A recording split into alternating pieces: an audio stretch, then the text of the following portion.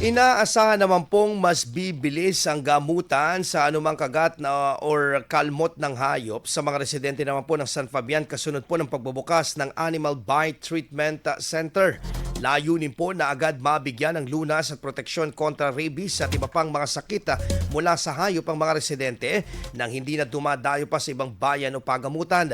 Libreng magagamot ang mga indigent na mga residente sa bayan ng bayan, kalakip ng Certificate of Indigency at kapag bibisita sa pasilidad, may kaukulang bayad naman 350 pesos para sa mga non-indigent na residente habang 850 pesos naman para sa mga hindi residente ng San Fabian. Itinuturing naman ng mga residente na malaking tulong ang pagtatayo ng pasilidad dahil sa malaking bawas sa bayarin para sa kapos at nangangailangan ng panggamot.